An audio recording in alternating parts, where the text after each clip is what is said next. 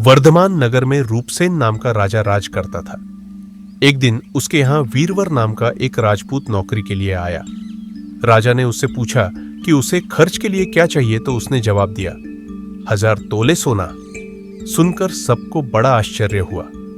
राजा ने पूछा, तुम्हारे साथ कौन कौन है? उसने जवाब दिया, मेरी स्त्री, बेटा और बेटी। राजा को और भी अचंभा हुआ। आखिर 4 जने इतने धन का क्या करेंगे? फिर भी उसने उसकी बात मान ली। उस दिन से वीरवर रोज 1000 तोले सोना भंडारी से लेकर अपने घर आता।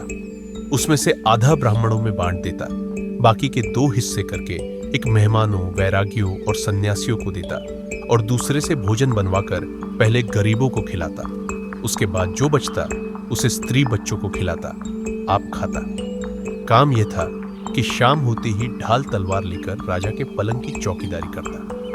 राजा को जब कभी रात को जरूरत होती वह हाजिर रहता। एक आधी रात के समय राजा को मरघट की ओर से किसी के रोने की आवाज आई। उसने वीरवर को पुकारा तो वह आ गया। राजा ने कहा, जाओ पता लगाकर आओ कि इतनी रात गए ये कौन रो रहा है और क्यों रो रहा है। वीरवर तत्काल वहां से चल दिया। मरघट में जाकर देखता क्या है कि सिर से पांव तक एक स्त्री गहनों से लदी कभी नाचती है, कभी कूदती है और सिर पीट पीट कर रोती है, लेकिन उसकी आंखों से एक बूंद आंसू की नहीं निकलती। वीरवर ने पूछा, तुम कौन हो, क्यों रोती हो? उसने कहा, मैं राज लक्ष्मी हूं। रोती इसलिए हूं कि राजा विक्रम के घर में खोटे काम होते हैं, इसलिए वहां दरिद्रता का डेरा पड़ने वाला है। मैं वहां से चली जाऊंगी और राजा दुखी होकर 1 महीने में मर जाएगा। सुनकर वीरवर ने पूछा, इससे बचने का कोई उपाय है? स्त्री बोली, हां है। यहां से पूरब में 1 योजन पर एक देवी का मंदिर है। अगर तुम उस देवी पर अपने बेटे का शीश चढ़ा दो तो विपदा टल सकती है। फिर राजा 100 बरस तक बेखट के राज करेगा। वीरवर घर आया और अपनी स्त्री को जगाकर सब हाल कहा। स्त्री ने बेटे को जगाया, बेटी भी जाग पड़ी। जब बालक ने बात सुनी तो वह खुश होकर बोला, आप मेरा शीश काटकर जरूर चढ़ा दें। एक तो आपकी आज्ञा, दूसरे स्वामी का काम, तीसरे ये देह देवता पर चढ़े। इससे बढ़कर बात और क्या होगी? अब जल्दी करें।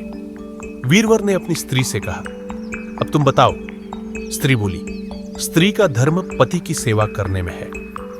निदान 4 जने देवी के मंदिर में पहुंचे। वीरवर ने हाथ जोड़कर कहा, हे देवी, मैं अपने बेटे की बलि देता हूं। मेरे राजा की 100 बरस की उम्र हो। इतना कहकर उसने इतने जोर से खांडा मारा कि लड़के का शीश धड़ से अलग हो गया। भाई का यह हाल देखकर बहन ने भी खांडे से अपना सिर अलग कर डाला। बेटा बेटी चले गए तो दुखी मां ने भी उन्हीं का रास्ता पकड़ा और अपनी गर्दन काट दी। वीरवर ने सोचा कि घर में कोई नहीं रहा तो मैं ही जीकर क्या करूंगा। उसने भी अपना सिर काट डाला। राजा को जब यह मालूम हुआ तो वह वहां आया। उसे बड़ा दुख हुआ कि उसके लिए 4 प्राणियों की जान चली गई। वह सोचने लगा कि ऐसा राज करने से धिक्कार है। यह सोच उसने तलवार उठा ली और जैसे ही अपना सिर काटने को हुआ कि देवी ने प्रकट होकर उसका हाथ पकड़ लिया।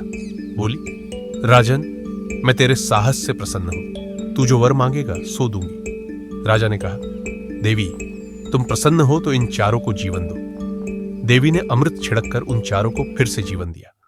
इतना कहकर बेताल बोला, राजा बताओ, सबसे ज्यादा पुण्य किसका हुआ? राजा बोला, राजा का। बेताल ने पूछा, क्यों? राजा ने कहा, इसलिए कि स्वामी के लिए चाकर का प्राण देना धर्म है, लेकिन चाकर के लिए राजा का राजपाट को छोड़ जान को तिनके के समान समझकर देने को तैयार हो जाना बहुत बड़ी बात है। यह सुन बेताल गायब हो गया और पेड़ पर जा लटका।